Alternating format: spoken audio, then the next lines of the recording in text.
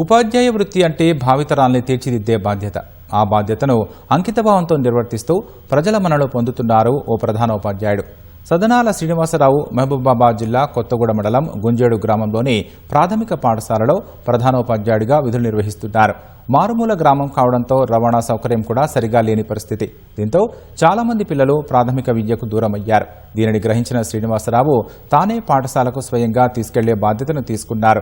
ప్రతిరోజు తన ద్విచక్ర వాహనంపై గ్రామంలోని కొంతమంది పిల్లల్ని స్కూలుకు తీసుకెళ్తారు. సాయంత్రం వారిని ఇంటి వద్ద తల్లిదండ్రులకు అప్పగిస్తారు. ఇలా ఆయన కృషితో మూతపడిన పాఠశాల ప్రస్తుతం 45 మంది విద్యార్థులతో కడకలలాడుతోంది. శ్రీనివాసరావు గారు విద్యార్థుల పట్ల చూపుతున్న శ్రద్ధను గ్రామస్తులు ప్రశంసిస్తున్నారు. రవాణా సౌకర్యం వల్ల పిల్లలు విద్యకు దూరం కాకూడదనే ఉద్దేశంతో తాను ఈ నిర్ణయం తీసుకున్నట్లు శ్రీనివాసరావు తెలిపారు. చిన్నగడ్డ అనే ఊరున్నది పక్కన. ఆ ఊరికి ఎటువంటి రవాణా సౌకర్యం లేదు, రోడ్డు కూడా సరిగ్గా లేదు. పిల్లలు విద్యకి దూరంగా ఉంటున్నారు అనేది నేను గ్రహించాను. దాంతో నేను కూడా వెళ్లి ఆ విలేజ్ వాళ్ళని కలిస్తే వాళ్ళు ఏమన్నారంటే మా పిల్లల్ని పంపడానికి మాకు ఇబ్బంది లేదు సార్, కానీ మేము రోజు పనిలా పోతాం సార్, పొద్దున్నే మేము చేళ్ళకి వెళ్ళిపోతాం, మా పిల్లకి రావడం పోవడం ఇబ్బంది అవుతుంది సార్, మరి మాకు ఎలా అని వాళ్ళు అన్నారు. అప్పుడు నేను బాధ్యత తీసుకున్నా. కంపల్సరీ మీకు మార్నింగ్ ఈవినింగ్ నేనే తీసుకొస్తాను, నేను తీసుకెళ్తాను.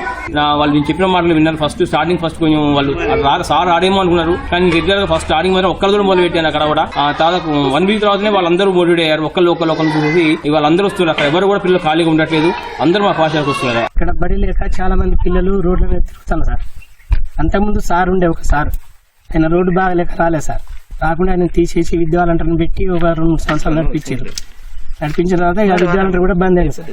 అప్పటి నుండి స్కూల్ మూతపడ్డది, పిల్లలు ఆగా తిరుగుతాను సార్. ఈసారి కూడా రోజు బండి మీద వస్తాడు, 2-3 తీసుకుపోతాడు, మళ్ళీ ట్రిప్ వస్తాడు, మళ్ళీ 2-3 తీసుకుపోతాడు. మా విలేజ్ ఒక స్కూల్ కావాలి, అంగన్వాడీ సెంటర్ కూడా కావాలి సార్. మాకు స్కూల్ లేదు సార్. స్కూల్ అంతకుముందు 2010లో ఉండే. ఆ స్కూల్ అప్పుడు రోడ్డు బాగాలేక సార్ రాకపోయేది, టీచర్ రాకపోయేది.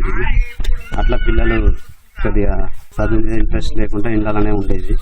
ఇక మేము ఏం చేసినాం, స్కూల్ పోయిన కానుండి కొత్తవడం తీసుకొచ్చుడు, పని ఉన్న రోజు చేసేది, పని లేని రోజు తీసుకుపోయి తోలొచ్చేది.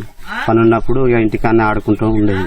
ఇప్పుడు సార్ వచ్చిండు, పిల్లల్ని ఇంటింటికి తిరిగి తీసుకుపోయి మంచిగా స్కూల్లో కూర్చోబెట్టుకుని మళ్ళీ సాయంత్రం తీసుకొచ్చి మళ్ళీ 3:30-4 గంటల వరకు ఇక దింపిపోయి మంచిగా చదువుకుంటున్నారు ఇప్పుడు పిల్లలు.